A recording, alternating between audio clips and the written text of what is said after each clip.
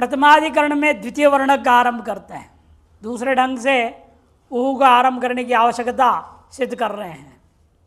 अवघाते व्रीहिरूपम विवक्षेत न वा श्रुतयः आद्य सानता मात्र मवर्ज्यत्वाद्विवक्ष्यते। अवघात व्रीहीन वहंती, अवहनन क्रिया के प्रति व्रीहि का स्वरूप भी निमित्त है या उस पर उत्पन्न होने वाला अपूर्व मात्र निमित्त है। व्रीहि रूपम विवक्षित नवा, व्रीहि के स्वरूप भी विवक्षित है या नहीं है। पूर्व पक्ष श्रुते है आद्य व्रीहीन अवहंती व्रीहीन प्रोक्षति।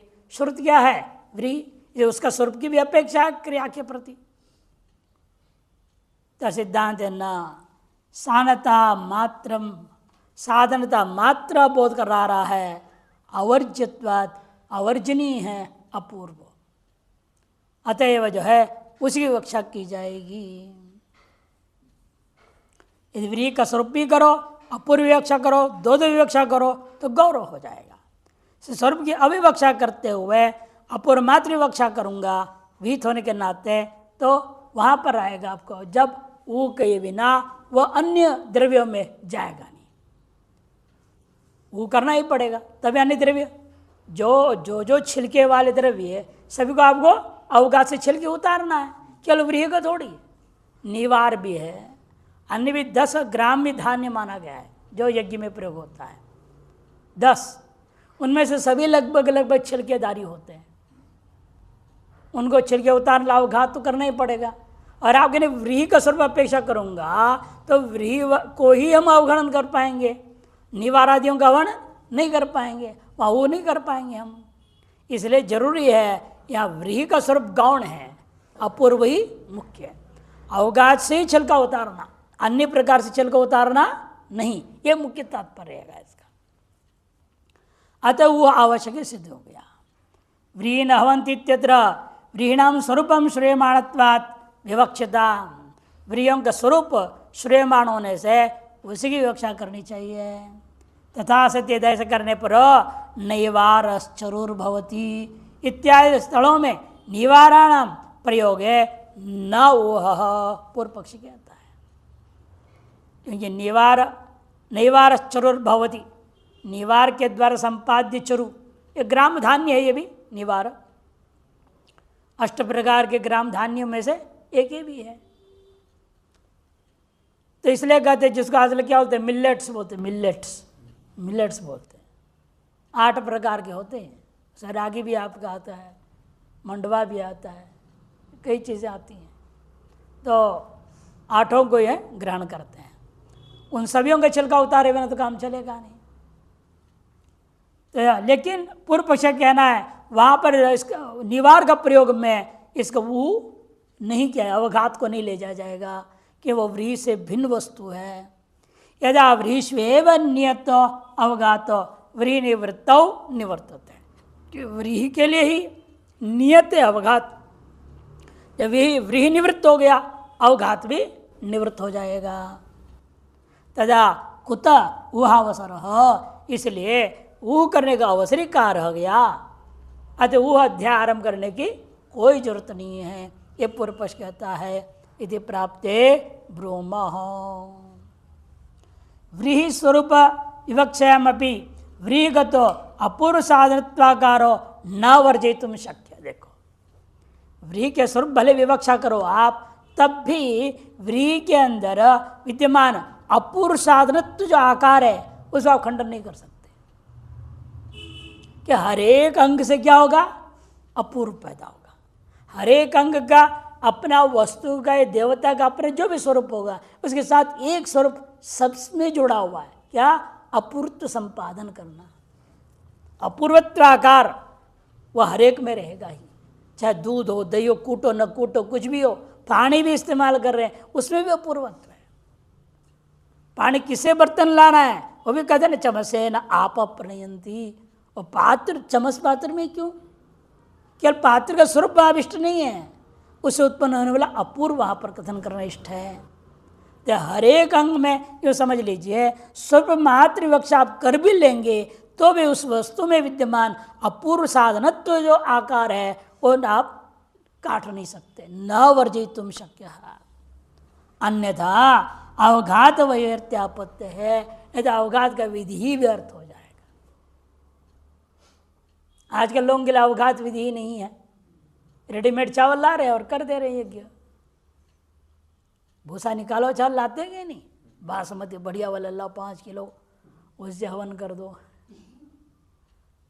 कहाँ आवाहन विधि पालन हो रहा है, इसलिए अपूर्व भी पैदा नहीं हो रहा है उस चावल से हवन होने में। इसलिए कहते हैं यद्यपि स्मार्त त्याग या लोग कर रहे तो कोई बात नहीं, जो श्रव त्याग में तो नहीं चलेगा। इसे कहते अन्यथा अवघात वैर्थ्यापत्य है तो अपूर्व साधनत्वाकारो अवश्यम विवक्षितव्य। अपूर्व साधनत्व जो आकार है व्रीहि में, उसकी विवक्षा आपको अवश्य करना होगा। तत्र अपूर्वेण सह व्रीहि स्वरूप से विवक्षायाम, ये जो पूर्व पक्षी कहेगा अपूर्व और व्रीहि दोनों की विवक्षा करो, माने अपूर्व विशिष्ट व्रीहि स्वरूप ऐसे ले लिया जाए तो गौरवम स्यात्। सिद्धांत महान गौरव काम है कि स्वरूप तो स्वतः सिद्ध वस्तु है, उसकी हम क्यों विवक्षा करें। स्वरूप अविवक्षायाम तो तदवेक्षा मैंने स्वरूप अविवक्षायाम तो निवाराणाम अपनी विहितत्वेन, निवार विहित होने के नाते अपूर्व साधनत्व आकार सद्भावात, अपूर्व साधन का आकार होने के नाते हम वो आकार को संपादन करने के लिए किस प्रकार से निवार में पूर्व पैदा होगा, ऐसा कथम आकांक्षा होने पर आप कहेंगे अवघातेन। अवघात किसी वो करना ही पड़ेगा, बिना वो के काम चलेगा नहीं। अपूर्व साधनत्वाकार सद्भावात अवघात विषयत्वेन वह सिद्ध्यति। अवघात का विषय बन जाएगा वो, तो वो अपने आप सिद्ध हो गया। जैसे व्रीहि न वहंती है, आपका निवारा न वहंती, वो करना पड़ेगा।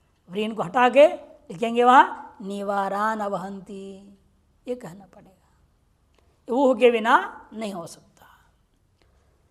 तृतीय वर्णकम आरचति, इसी प्रथम अधिकरण का वो की आवश्यकता, वो आरंभ की आवश्यकता वर्णन करने के लिए एक तीसरा वर्णक पूरे बता चुके। भिन्न भिन्न मत है ये, कोई वृत्तिकार का मत है, कोई भाष्यकार का मत है, कोई वार्तिककार, इसलिए 2-3 हो जाता है। कहीं गुरु मत भी आ जाता है, कई बार 4-4 वर्णक हो जाते हैं। न पूर्वस्य निमित्तत्व मस्तिवा न प्रयोक्तृतः अस्ति शब्दात् प्रयोक्तृत्व मार्थिकी तो निमित्तता। अपूर्व से निमित्तत्व नास्ति वा अस्ति वा, हरेक ऊह के प्रति, जब ऊह करने की बात चल रही है, ऊह करने के प्रति अपूर्व निमित्त है या नहीं है। पूर्व पक्ष नहीं बोलता है पहले, अपूर्व से निमित्तत्व न अस्ति वा, अतः अपूर्व भी निमित्त बनता है। क्यों नहीं होता पूर्व पक्ष न, क्यों प्रयोक्तृतः, प्रयोक्ता के अनुसार होता है। न क्यों, हेतु उसने दिया प्रयोक्तृतः, सिद्धांत के नहीं। अस्ति शब्दात प्रयोक्तृत्वम आर्थिकी तो निमित्तता, अस्ति शब्द के कारण से प्रयोक्तृत्व तो रहेगा ही, लेकिन निमित्तता भी अर्थतः सिद्ध होगा। शब्दतः भले ही ना हो, लेकिन अर्थतः सिद्ध होगा। ऐसा अपूर्व क्या है, शब्द तो नहीं है ना, अर्थापत्ति प्रमाण से हुआ। याग अब खत्म हो गया, स्वर तो मरने के बाद मिलेगा, तो याग स्वर का साधन कैसे होगा। एक बीच में अपूर्व मानना पड़ा, वह भी अर्थतः सिद्ध है, इसमें उसमें निमित्तत्व भी अर्थतः सिद्ध हो जाएगा। अवघात प्रयाजादि अनुष्ठान निमित्तत्वम अपूर्वस्य नास्ति। पूर्व पक्षी कहता है अवघात प्रयाज आदि अनुष्ठान के प्रति निमित्तत्व अपूर्व में नहीं है। कुतः अपूर्वस्य प्रयोजकत्वात्, अपूर्व तो प्रयोजक है, निमित्त नहीं हो सकता। दोनों अलग मान रहा है, प्रयोजक अलग निमित्त अलग। स्वयं व्याख्या करेगा, निमित्त किसको कहते हैं, प्रयोजक किसको कहते हैं। सुनो, निमित्तत्व प्रयोजकत्वयः सिद्ध साध्य रूपेण विरुद्धत्वात्। निमित्त क्या है, सिद्ध स्वरूप होता है, और प्रयोजक साध्य रूप होता है। सिद्ध और साध्य विरोधी दो स्वरूप होने के नाते वो दोनों एक नहीं हो सकते। जो प्रयोजक होगा वो निमित्त नहीं हो सकता, जो निमित्त होगा वो प्रयोजक नहीं हो सकता। क्यों? निमित्त किसे कहते हैं? यस्मिन् विद्यमाने क्रियते तन निमित्तम, जिसके रहने पर किया जाता है वो क्या हो जाता है? निमित्त हो जाता है। और यस सिद्ध्यर्थं क्रियते, जिसकी सिद्धि के लिए हम करते हैं तत्प्रयोजक हो जाता है, वह प्रयोजक है। वर्णिता च अपूर्वस्य सप्तमाध्यायाधिकरण निर्णय स्मारणेन प्रयोजकता, और आपने स्वयं निर्णय दे चुके हैं अपूर्व में प्रयोजकता आपने माना है, अतः निमित्तता नहीं हो सकता उसमें। सप्तम आदि, सप्तम के आद्य अधिकरण का में निर्णय करते हुए आपको स्मरण करा रहे हैं हम, वर्णन आपने ही किया है अपूर्व में प्रयोजकता, अतः वो निमित्त नहीं हो सकता। तो यजतेर निमित्तत्वम वक्तव्य, इसलिए यज धातु जो क्रिया है उसको निमित्त मानना चाहिए। तथा सती यजति वद व्रीह्यादि स्वरूपस्यापि निमित्तत्वेन, तो यजति के समान जो है व्रीह्यादि का स्वरूप भी निमित्त हो जाएगा। तदभावे सती अवघात अभावत निवारादि हो नास्ति प्राप्ते ब्रह्म, और जब व्रीहि स्वरूप यहाँ है ही नहीं निवार स्थल में, अतएव अवघात का भी अभाव हो जाएगा। से निवार आदि स्थल में वो हो नास्ति इति प्राप्ते ब्रूमः। अपूर्वस्य शाब्दम प्रयोजकत्वम सप्तमे वर्णितम, हम विरोध नहीं बोल रहे हैं, वो प्रयोजक भी है, अपूर्व निमित्त भी होता है। किस दृष्टिकोण से प्रयोजक है, किस दृष्टिकोण से निमित्त है, ये समझो। अपूर्व जो है प्रयोजक होता है, शाब्द है, शब्दशः अपूर्व प्रयोजक होता है। ये बात सप्तम में हमने वर्णन किया। यह तो यहाँ जो हम कर रहे हैं आर्त की निमित्तता वर्णित है, आर्ततः अपूर्व में निमित्तत्व का वर्णन कर रहा हूँ। यद्यपि स्वरूपेण साध्यम अपूर्वम, तथा यद्यपि आपका कहना ठीक है स्वरूपेण अपूर्व तो साध्य होता है, तथापि मनसी विपरिवर्तमानत्वाकारे सिद्धत्वम अपि अस्ति, फिर भी मन में विपरिवर्तन मान जो आकार है उस आकार के अनुसार उसमें सिद्धत्व भी रहता है, अतो निमित्तत्व भी उसमें हो सकता है। अतो यजेर निमित्तत्व भावात, इसे यज धातु निमित्त नहीं है, इस क्रिया से उत्पन्न जो अपूर्व वो निमित्त बनेगा। निमित्तत्व भावात तद दृष्टान्तेन व्रीहि स्वरूपस्यापि अनिमित्तत्वात्, इसी को दृष्टांत बनाते हुए व्रीहि के स्वरूप को भी हम निमित्त नहीं मानेंगे। अतएव निवारादि वह संभवती, निवारादियों को वो में ऊ करना संभव है, अतएव वो अध्याय आरंभ करना जरूरी है। तृतीयाधिकरणम मार्जति, दूसरे अधिकरण आरंभ करते हैं। उसमें भी प्रथम वर्णक है, उसमें भी क्या है? प्रथम वर्णक है। इसे दो वर्णक देंगे केवल, ये प्रथम वर्णक है। उलूखल मुसलय प्रोक्षण से अपूर्वार्थताधिकरणम, उलूखल मुसल भी प्रोक्षण के प्रति अपूर्वार्थता सिद्धि के लिए है, ये सिद्ध करना है हमने। नहीं तो क्या होगा? उखल मुसल को प्रोक्षण किया जाता है जो, उसका वो नहीं होगा। अन्य पात्र प्रयोग होंगे ना, वहीं प्रोक्षण किए बिना ही करने लग जाऊंगा। अन्य पात्रों का भी प्रोक्षण पूर्वक शुद्धिकरण करना जरूरी है। एक में कह दिया, हर एक के लिए थोड़े कहेंगे, वो करके अन्य में भी ले जाया जाएगा प्रोक्षण को, अतः वो जानना जरूरी है। पूर्व पक्ष कहता है जरूरत नहीं है। क्यों? उलूखल मुसल को ही साक्षात संबंध मानता है। जैसे व्रीहि स्वरूप माना, वैसे वो उलूखल मुसल स्वरूपतः ग्रहण करो, हमें यहाँ स्वरूपतः ग्रहण करना नहीं है। उलूखल मुसल भी क्या है? वास्तव में अपूर्व साधक है। यदि अपूर्व से उत्पन्न नहीं होना था, उलूखल मुसल में क्यों कूटे? उसे मेहनत ज़्यादा है, लगातार लगे रहना पड़ेगा। एक बार भी डंडा गलत गिर गया तो फैल जाएगा, उड़ जाएगा। उससे अच्छा है मशीन आज में रख दो, 40 किलो ऊपर रख दो, अपना सो जाओ, टर होते रहेगा, आराम से निकल, भूसा अलग चावल अलग हो जाएगा। कहाँ लपड़े यूँ यूँ मारते रहो, दो रहते ना वहाँ पर, वहाँ से मारेगा यहाँ से मारेगा, थोड़ा सा गलत एक दूसरे को भी टकरा जाएगा, गलत पड़ गया तो बाहर बिखर जाएगा। उससे अच्छा मशीन है, बटन दबाओ काम हो जाएगा। आजकल के लोग पूर्व पक्षी यही तो बोलेगा, हाँ लफड़े में डाल रहे हो लुकल मुकल, स्वरूप क्यों पकड़ रहे हो। तो मुसलाद्य उक्षणम हंत्यै स्याद अपूर्वाय वोक्तितः आद्य प्रकरणादंत्यो व्यर्थं तत्स्याद्य हान्यथा। मुसलादि के जो उक्षण मैंने प्रोक्षण, प्रवृक्षण इति प्रोक्षणम, प्रोपसर के बिना बोल रहे हैं क्योंकि श्लोक बिगड़ जाएगा इसलिए। मुसलादियों का जो प्रोक्षण है वह आवाहनन के लिए है या अपूर्व सिद्धि के लिए है। हंते मैंने अवसर छोड़ गया बोलते अवहंती आवाहनार्थम अथवा अपूर्व सिद्ध्यर्थम। पूर्व पक्ष कहता है आद्य प्रकरणात् अंत्यो, आद्य उक्तित, उक्ति मने वाक्य प्रमाण, वाक्य प्रमाण के आधार पर पहला पक्ष ले लो, मने उसल मुखल के आवरण रूपी क्रिया का संपादन करने के लिए मानो, अपूर्व के लिए नहीं।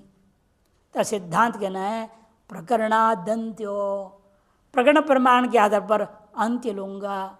तब पूर्व पक्ष कहेगा अरे वाक्य प्रमाण से प्रकरण प्रमाण तो दुर्बल है, वाक्य प्रमाण प्रबल है। खत ऐसी बात है, सही है, लेकिन विपरीत भी बलाबल हो जाता है। मीमांसा दर्शन में ये सिद्धांत विपरीत भी बलाबल होता है। वही यहाँ पर दृष्टांत आ गया, कहते हैं व्यर्थम तत्स्याद, ये अन्यथा।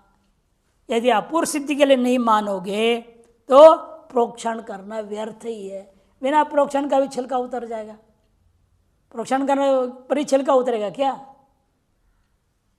ओलू खल रख दिया, मूसल खड़ा कर दी, उसकी जो है प्रोक्षण किया, शुद्धिकरण किया, तब कूटोगे तो छिलका निकलेगा। प्रोक्षण नहीं करोगे तो क्या है, छिलका नहीं निकलेगा, तब भी निकलेगा। फिर प्रोक्षण व्यर्थ हुआ कि नहीं हुआ? यदि आवरण की स्वरूप सिद्धि के लिए ही आप विधि कहोगे, अपूर्व के लिए नहीं कहोगे, फिर प्रोक्षण का विधान करना व्यर्थ हो जाएगा। अतः वाक्य अपेक्षा से प्रकरण बलवान हो जाएगा। और वह प्रोक्षण इसी प्रकार से अन्य पात्रों में भी वो किया जाएगा। प्रोक्षिताभ्याम उलुकल मुसलाभ्याम अवहंती इति श्रूयते, ये श्रुति है। प्रोक्षिताभ्याम उलुकल मुसलाभ्याम, प्रोक्षण करने के बाद ही वह उलकल मुसल जो है आवरण क्रिया के उपयोगी है। तद्र प्रोक्षणाम उलुकल मुसल द्रव्य द्वारा जो है हंत्यर्थम, माने आवाहनार्थम, आवाहन क्रिया के लिए प्रोक्षण किया जा रहा है। ये प्रोक्षण जो है उलुकल मुसल द्रव्य द्वारा आवाहन क्रिया के लिए समर्पित है, अतः अपूर्व उत्पन्न नहीं करेगा। कुतः वाक्य तच्छेषत्व प्रतीत है, वाक्य प्रमाण के द्वारा अंगांगी भाव प्रतीत हो रहा है। आवाहन के प्रति प्रोक्षण जो है अंग बन रहा है, ऐसे प्रतीति हो रही है। इति चेत्मैवं प्रकरणेन अपूर्व विशेषत्वगमात्, प्रकरण प्रमाण से वह प्रोक्षण अपूर्व का अंग बनता है, अपूर्व साधन बनता है। वो न च वाक्यम प्रकरणात् बलीय, वाक्य प्रकरण प्रमाण से बलवान है, इतने वाच्यम अपूर्व विशेषत्व भाव है, वही अर्थ प्रसंगात।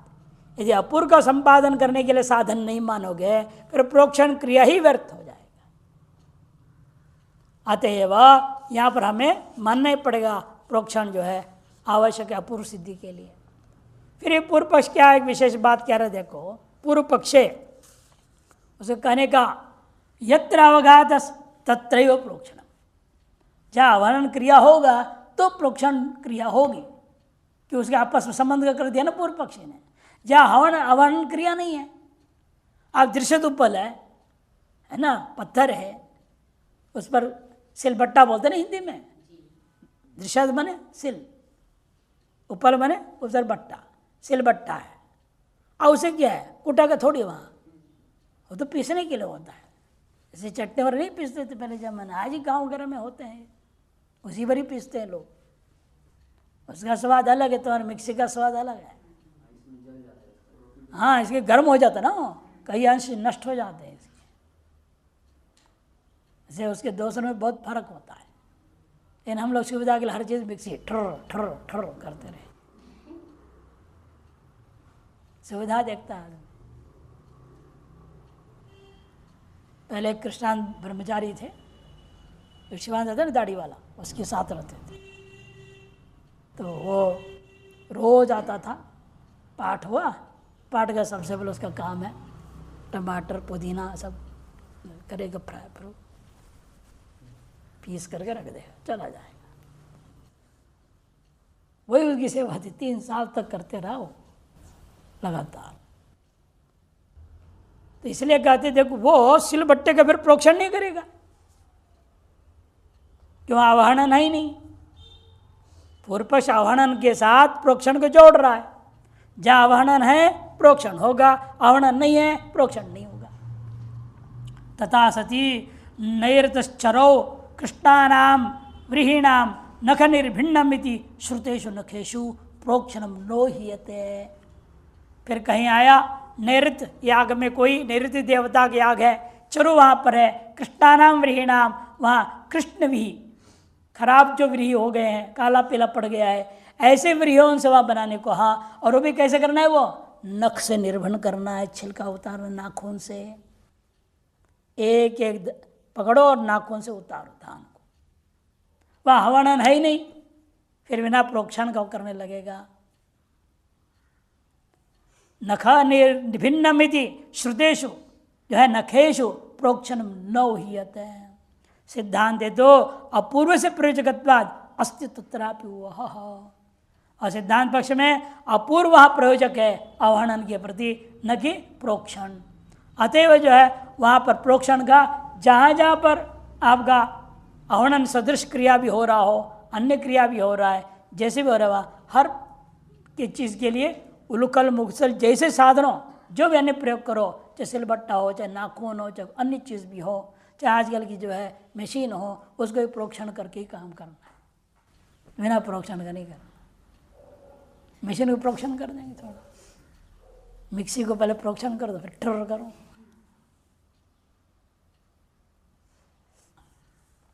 जैसे आधुनिक चूल्हा के सामने खड़े होते हैं ना, प्रणाम करते हैं, और कई लोग तो पूजा भी करते हैं, फिर उसके बाद चालू करते हैं। जैसे मिट्टी का चूल्हा होता था, लकड़ी जलाने से पहले पूजा करते थे, आजकल भी उसी का परंपरा चलाते हैं। अब यहाँ चूल्हा है, गैस है, उसके सामने खड़े होकर प्रार्थना करेंगे। द्वितीय वर्णकम आरचिति, दूसरे वर्ण का आरंभ करते हैं। मंत्रादिकम अपूर्वाय पराय अवांतराय वा फलादाद्यो नो समम तत् लक्षणात्व विशिष्यते। मंत्रादि जो है परमापूर्व के लिए या अवांतरापूर्व के लिए है। अपूर्व बनेगा ना, अंगापूर्व है कि नहीं, अवांतरापूर्व और परमापूर्व, और वैसे 4 हो जाएगा, अंगापूर्व और उत्पत्तिपूर्व, समुदायपूर्व, परमापूर्व। यहाँ पर नीचे तीनों को अवांतरपूर्व नाम से ले लेंगे, समुदायपूर्व को भी, उत्पत्तिपूर्व और अंगापूर्व, इन सब का नाम एक है, अवांतरपूर्व और परमापूर्व। जो फल को देने वाला पूर्व, उसका नाम परमापूर्व। पूर्व पक्ष कहता है परमापूर्व सिद्धि के लिए मंत्र आदि है, सिद्धांत के नहीं, अवांतरपूर्व की सिद्धि के लिए है। पूर्व पक्ष कहना है फलाद आद्यो, फल की उत्पत्ति के दृष्टिकोण से आद्य पक्ष मानना चाहिए, मंत्रादि के द्वारा ही फलोत्पत्ति होती है, अतएव परमापूर्व की सिद्धि के लिए मंत्रादि का प्रयोग है। सिद्धांत नो समम तत्व, बराबर है वो, अतएव लक्षणात् विशिष्यते। लक्षणात् तो आपको भी करना पड़ेगा, हमें भी करना पड़ेगा, तो बराबर है। अतएव जो है हम मानते अवांतर पूर्व सिद्धि के लिए मंत्रादि का प्रयोग हो। अतएव प्रकृति से मंत्र जब आएगा विकृति में, और वो करना पड़ जाएगा। ज्योतिष्ठों में श्रूयते, यावत्या वाचा कामयत तावत्या दीक्षणीयायाम अनुब्रूयात् मंद्रम प्रायणीयायाम मंद्रधरम आतिथ्यायाम उपांशु उपसत्सु उच्चैर अग्निशोमीय इति। ये मंत्र है। यावत्या वाचा कामयत तावत्या दीक्षणीयाम अनुब्रूयात्। जितने वचनों से आपको कामना बतानी है उतने वचनों को दीक्षणीय याग में सामान्य उच्चारण करनी चाहिए, और प्राणी इष्टि में थोड़ा मंद उच्चारण करना चाहिए। आतिथ्य इष्टि में उससे भी थोड़ा मंद करो, मंदतरम आतिथ्यम, और बिल्कुल उपांशो उपसदिष्टियों में और अग्निशोमी में उच्च।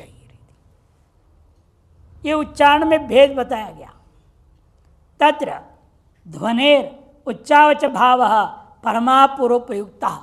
यह जो मंत्रोच्चारण का जो बात कही गई है उच्चावच भाव से, वह परमापूर्व की सिद्धि के लिए है। तस्य फलवत्वाद इति चेत, कि परमापूर्व ही फल देने वाला होने से। मैवाम अवांतरा पूर्वे भी समानम फलवत्वम। अवांतरा पूर्व में भी फलवत्व बराबर है। एक भी अपूर्व बिगड़ जाए तो फल ठीक नहीं होगा ना। हर एक अपूर्व में फलवत्व है, अपने अपने ढंग से योगदान दे रहा है फल में। अपूर्व हर व्यक्ति अपना अलग अलग योगदान, बड़ा कार्य होता है तो क्या होता है, एक ही आदमी थोड़ी सब करेगा, अलग अलग काम सौंप दिया जाता है, अपना अपना कर रहे हैं, कार्य सफल हो जाता है। लेकिन हर एक व्यक्ति के द्वारा किया हुआ क्रिया का पूर्व उस कार्य की सफलता में और फल प्राप्ति में योगदान मानना पड़ेगा। इसलिए अवांतर पर भी फल देने के लिए होता है। फलवत्व नाम का हेतु आपका जो है दोनों में बराबर है, चाहे परमापूर्व हो चाहे अवांतरापूर्व हो। परमापूर्व जनना द्वारेण फल संबंधात, कि अवांतरपूर्व क्या करेगा, ये सारे अवांतरपूर्व मिलकर के ही तो परमापूर्व को उत्पन्न करेंगे। जब परमापूर्व के जनन द्वारा अवांतरपूर्व भी फल का साधक हो गया, फलवत्व आ गया उसमें भी। समाने च फलवत्वे सन्निकृष्ट लक्षणया निर्णय। जब फलवत्व बराबर है तो हम इस मंत्रों को किसके अपूर्वोत्पत्ति के लिए या निर्णय करने के लिए सन्निकृष्ट वस्तु में लक्षणा करना उचित होता है। सन्निकृष्ट लक्षण या निर्णय हो। कैसे निर्णय होगा वो, तो ताही समझा रहे हैं। दीक्षणीयादि शब्द अंग कर्मवाचिन। दीक्षणीय है कि नहीं आपका, और प्राणीष्टि, आतिथ्यष्टि, उपसदिष्टि, तदनंतर अग्निशोमी याग आता है। ये सब क्या है, कर्म के नाम है। ये उन इष्टियों में कैसे उच्चारण कहा जा रहा है, ये सब कर्म के नाम है। दीक्षिणा शब्द अंग कर्म के वाचक, वो भी केवल मुख्य कर्म नहीं, प्रधान कर्म नहीं है, अंग कर्म के वाचक है। न च मंद्रत्वादि धर्माणाम कर्म स्वरूपम प्रयोजकम, और मंद्रत्व जो धर्म है कर्म के स्वरूप का प्रयोजक नहीं है। अपूर्व प्रयुक्तेर निर्णीतत्वात्, सब अपूर्व से ही प्रयुक्त, हर एक अंग अपूर्व उत्पन्न करने के लिए आप कर रहे हैं। ये बात पूर्व में ही हम निर्णय कर चुके हैं। ततो दीक्षिणीयादि शब्देर अपूर्वम लक्षणीयम, इसे दीक्षिणीयादि पदों के द्वारा अपूर्व कोई कौन सा अपूर्व रहेगा, वो अवांतर अपूर्व। हर एक अंग है ना, ये सब अंग कर्म है। अंग कर्मों का प्रत्येक अंग का एक एक अपूर्व पैदा होते जाएगा, और सारे अंग अपूर्व मिलकर के परमापूर्व पैदा कर देंगे। इसलिए अवांतर पूर्व के प्रति लक्षण हो जाएगा। तत्र वाक्यगतम अवांतरापूर्वम सन्निकृष्टम, इसे वाक्यगत जो अवांतर पूर्व है वही सन्निकृष्ट है। तद्वारगम परमापुरम विप्रकृष्टम, तद्वारा जो परमापुर होगा वो तो फलवाक्यस्थ है, वो तो विप्रकृष्ट है। तस्माद अवांतरापूर्व प्रयुक्ता एते धर्माः, इसे अवांतरपूर्व से ही प्रयुक्त इन सब मंत्रोच्चारण के धर्मों को ग्रहण करना चाहिए। अब यही अन्यत्र लगाएंगे। अश्वमेधगत त्रैधातवीयायाम ऊह अभाव फलम।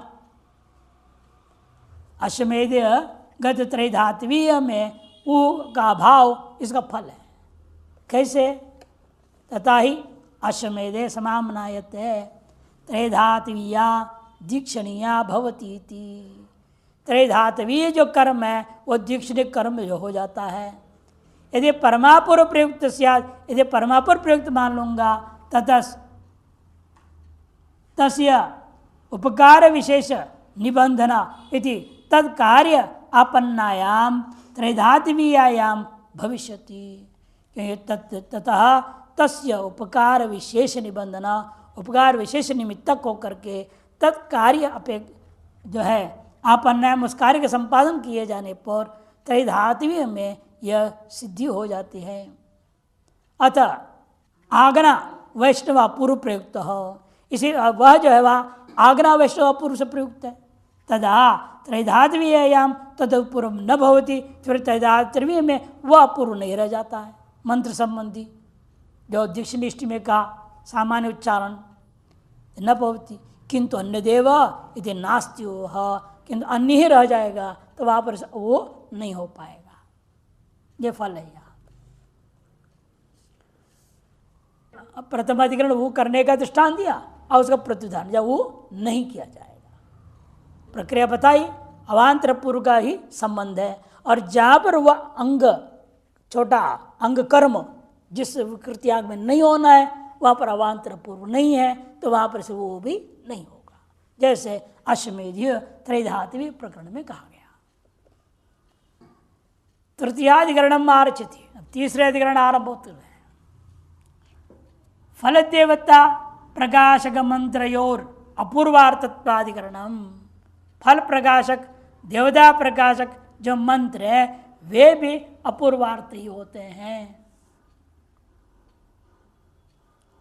अगन्मादे स्वर्ग देवौ हेतु यद्वात्र चोदितम आद्यो लिंगात्मैवं अंगस्य अपूर्वाकांक्षितत्वतः। अगन्म सुवह एक मंत्र दृष्टांत ले रहे हैं। दूसरा है अग्नेरहमुज्जितम अनुच्छेषम, ये दो मंत्र लिया। पहले वाले में सुवह आया स्वर्ग, दूसरे में आया अग्नि देवतावाचक है। अतः जो मंत्र है स्वर्ग और देवता का ही बोध करने के लिए है। स्वर्ग देवौ यद्वा हेतु, अतः ये अपूर्व साधक है, ये साधन नहीं है। पूर्व पक्ष का दात्र चौदितम, यहाँ जो विधि है उसके आधार पर आद्य पक्ष लेना चाहिए। लिंग प्रमाणात सिद्धांतमैवं अंगस्य अपूर्व आकांक्षितत्व, कोई भी अंग हो वह अपूर्व की आकांक्षा रखता ही है। उस आकांक्षा के पूर्ति के लिए आप इन मंत्रों को उसके साथ समझ जोड़ना पड़ेगा। अतः सब मंत्र फलबोधक हो चाहे देवता प्रकाशक हो, ये सब मंत्र तत्वगत्वा अपूर्व ही उत्पन्न करेंगे। दश पूर्णमासयोर मंत्रो श्रुतौ, 10 पूर्णमास याग में 2 मंत्र श्रुत है। अगन्म सुवर इत्येकः, अगन्म सुवर इत्यादि एक मंत्र है। और अग्नेरहम उज्जितम अनुज्जेशम इत्यपरः। तयोरुभयोः स्वर्गदेवौ क्रमेण प्रयोजकौ, ये दोनों के दोनों स्वर्ग और देव का प्रकाशन करने में इनको प्रयोजक माननी चाहिए। उदह तल्लिंग दर्शनात्, वो शब्द आए हुए है ना, शब्द सामर्थ्यम लिंगम, सुबह शब्द आया, अग्नि शब्द आया और सामर्थ्य का तय हो जाएगा। तथा सती शौर्यम चरण निरूपेत ब्रह्मवर्चस काम इत्यत्र स्वर्ग अग्नियोर अभावात नास्त्योह, वहाँ स्वर्ग भी नहीं है अग्नि भी नहीं है, फिर तो वो होगा नहीं। ये पूर्व पक्ष कहेगा इति प्राप्ते ब्रूम चोदितम यद् पूर्वम तस्यैव फलवत्वेन अनुष्ठेत्या इति कृता आकांक्षा युक्ता। विहित यदि है वो तो फिर वह अपूर्व की अपेक्षा जरूर करेगा। चोदितम यद् पूर्वम तस्यैव फलवत्वेन, वही फलदान करने वाला होने से अनुष्ठेय हो जाता है। और जो भी अनुष्ठेय है वही कर्तव्यता की आकांक्षा रहेगी। ततो मंत्र अपूर्वम प्रयोजकम, वही कर्तव्यता का ही पूर्ति कौन कर रहा है? ये मंत्र। मंत्रेरेव स्मर्तव्यम, श्रुति ने क्या कहा? मंत्र के द्वारा ही द्रव्य देवता क्रम का स्मरण करना चाहिए। अतएव मंत्र जो कर रहा है उसे स्मरण का देवता का या स्वर्ग फल का बोध कराते हुए अपूर्व उत्पन्न कर देता है। नहीं तो कोई भी मंत्र उच्चारण कर ले, जो मन में आया बड़ बड़ बड़ करते रहो, स्वाहा करते रहो, हैं ऐसा हो जाएगा ना गड़बड़। तत्त मंत्रों से ही करने का मतलब क्या? विधान करने का मतलब ही है अपूर्व। विधि का मतलब अपूर्व जरूर है। अपूर्व है इत्यकृता रहेगी, है ना? किम के ना कथम, और कथम की आपूर्ति मंत्र से हो जाएगी। तथा सती विकृतो अगन्म और ब्रह्मवर्चसम बोलूंगा। अगन्म सुबह ना बोल करके सुबह के जब ऊ कर दूंगा क्या? अगन्म ब्रह्मवर्चसम, मैं ब्रह्मवर्चस को प्राप्त करूंगा। प्रकृति में क्या था? मैं स्वर को प्राप्त करूंगा। क्या 10 मासाभ्याम स्वर कामो एजेत होती, और यह ब्रह्मवर्चस है। शौर्यम चरुम ब्रह्मवर्चस काम, निरपेत ब्रह्मवर्चस काम हो। क्या मंत्र में वो हो गया? अगन्म स्व में स्व हटा दो, अगम ब्रह्मवर्चसम, यह अर्थ हो जाएगा। सूर्यस्य अहम उज्जितम अनुज्जेशम, ऐसा करूंगा। वह अग्नेर था प्रकृति में, यहाँ सूर्य देवता है, इसे वो करके सूर्यस्याम उज्जितम अनुज्जेशम इत्येवं मंत्रोरस्ति वह, इन मंत्रों में भी वो अवश्य किया जाएगा। चतुर्थाधिकरणम मारचति, चौथा अधिकरण महत्वपूर्ण देवताधिकरण है, जहाँ पर विग्रहादि को मना करते हैं। विग्रह हविषाम होगा, ऐश्वर्यंच प्रसन्नता, फलदातृत्वमित्येते पंचकम विग्रहादिकम। वही विग्रह आदि कथन करने वाला देवताधिकरण आरंभ होता है। देव प्रयोजको अपूर्वम वाद्यो वस्य फलदत्वतः न विधेये गुणो ह्येषो अपूर्वस्य फलितोचिता। देव प्रयोजको अपूर्वम वा, कहते अपूर्व प्रयोजक होता है या देव या प्रयोजक होता है। कहते फलदत्वत आद्यो, उसका प्रयोजक कौन है? देवता ही मानो। क्यों? फल देने का सामर्थ्य किसके पास? मंत्र में है क्या? द्रव्य में है क्या? फल देने का सामर्थ्य तो देवता में ही है। फलदत्वतः तसिद्धांत न विधेय गुणो ही येष। देवता और द्रव्य दोनों क्या है? विधेय होने के नाते गुणभूत वस्तु है। प्रधान क्या चीज होता है? एजत बोध्यमान अपूर्व, इसलिए अपूर्वस्य फलिता उचिता, अपूर्व में फलवत्व मानना उचित होता है।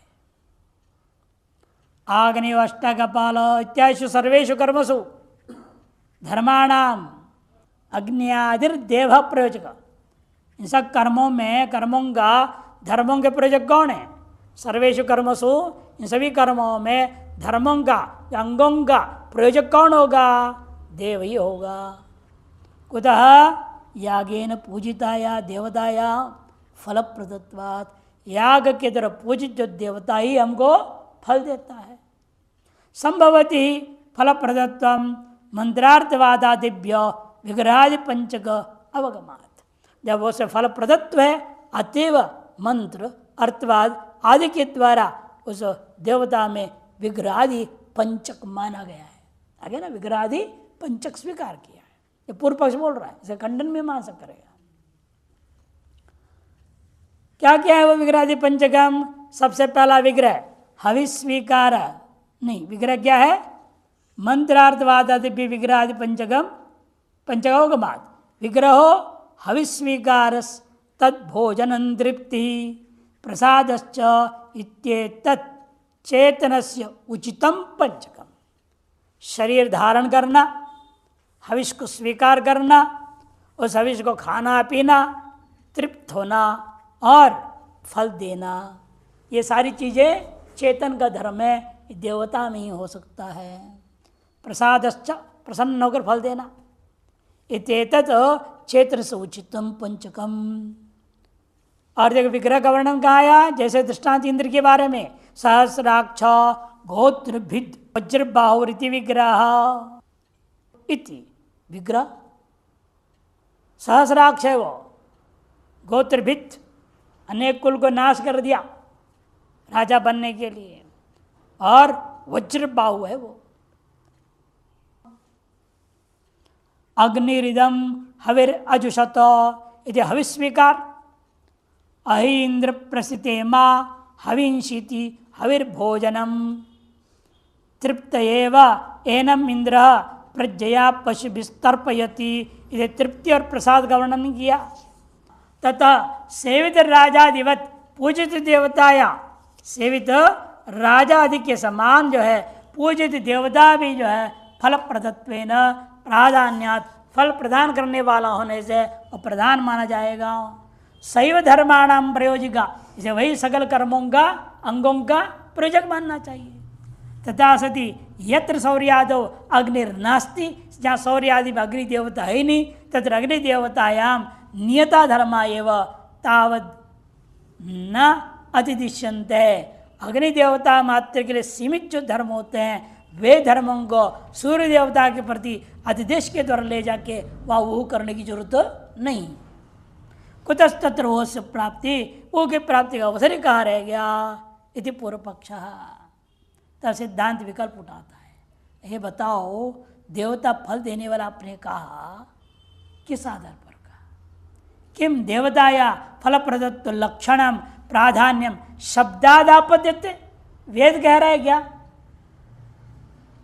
अरे कहा अग्नेय अष्टाकपालम, आग्नेयम अष्टाकपालम, आग्नेय में तद्धित है, अग्निर्देवता अस्य कहा, इन कहाँ बोल रहा है फल देता है देवता? शब्द से मालूम हो रहा है क्या? वेद में किस शब्द ने कहा? बल्कि भगवान कहते हैं सब मैं ही देता हूँ। भगवान गीता में क्या कहा? उन देवताओं के द्वारा भी मैं ही देता हूँ। वो देवताओं तो कोई नहीं देने वाला, उनके सामर्थ्य नहीं है। उनमें जो भी सामर्थ्य हो मेरे ही दिया हुआ है, मैंने उनको ड्यूटी दे रखा है, सब सेवा अर्पण कर दिया। या था तत्व अर्थान विदधात, ईशावास्य परिषद में आया। उन सब के अपने काम सौंप दिया हूँ, विधान कर दिया विभाग पूर्वक, वो अपने अपने काम कर रहे हैं मेरे ही वजह से। तो उनके तरफ मैं ही देता हूँ, वो कहाँ देने वाले हैं? इसे शब्दतः कहा है क्या ये बात? शब्दाद आपद्यते वा वस्तु सामर्थ्याद्वा, या अग्नि देवता, देवता को हम समर्थ मानेंगे, वस्तु के सामर्थ्य के आधार पर आप कह रहे हो क्या? दोनों खंडन कर देंगे सिद्धांत। न आद्य स्वर्ग कामयते इति शब्देन विधेयस्य यागस्य फल प्रदत्वगमात्। स्वर्ग कामो ये चेत में हमने वाक्यात्मरण ने क्या दिया? यागेन स्वर्गम भावयेत। क्या अर्थ है उसका? यागेन स्वर्गम भावयेत। स्वर्ग साधन तो किसमें है? याग में। मैंने याग ही फल देने वाला है, देवता नहीं। इस तरह से निर्णय हो चुका है। अतः शब्दशः याग फल प्रदायक ये सिद्ध हुआ, देवता नहीं। द्रव्य देवते तो सिद्धत्वेन विधि अनर्रे, और द्रव्य और देवता दोनों क्या है? सिद्ध स्वरूप है, वो विधि के योग्य है ही नहीं। वैसे भी साध्य स्वरूप क्या है? याग, वो विधि के योग्य है, वही फल प्रदान करेगा। तत्र यथा द्रव्य से विधेयम प्रति गुणत्व, जैसे द्रव्य जो है विधेयभूत याग के प्रति गुणभूत वस्तु है, तथा देवता या देवता भी विधेयभूत याग के प्रति गुणभूत वस्तु है। यदि यागस्य कालांतर भावी फलम प्रति व्यवहितत्व, यदि कहते याग जो है कालांतर भावी फल के प्रति व्यवहित है, इसे देवता को तो याद रहता है ना हमने क्या क्या खिलाया पिलाया, वो समय आने पर उनको फल देगा, इसलिए माना जाए देवता को। तर्हि तत्साधनभूत देवता तत्तोपि व्यवहिता, तब सिद्धांति कहते हैं उससे भी ज्यादा वही देवता है। मतलब खा पी के सो जाएगा, भूल ही जाएगा, याद रखे कोई गारंटी है क्या? यदि याग से कालांतर भावी फलम प्रति विवेद कहते हो तरी तो साधन भूत, याग का भी साधन है ना, याग से भी गुणभूत है, गौण हमने कहा है, याग का भी गुणभूत देवता और व्यवहित हो जाएगा, ज्यादा व्यवहित हो गया। कातरि फल से गति, फिर फल कौन देगा बताओ। अपूर्वमिति वदामह, ये पूर्व पक्षी कहता है फिर फल कौन देगा हमको, कहते अपूर्व ऐसे कहता हूँ। तच्च श्रुतिया श्रुति अर्थापत्यावा प्रतीयमानत्वात्, वो श्रुति के आधार पर यह श्रुति पर अर्थापत्ति प्रमाण के द्वारा और प्रतीयमानत्वात् छाप्यमिति तस्य फलप्रत्वम उचितम, उसे फलप्रत्व मानना उचित है।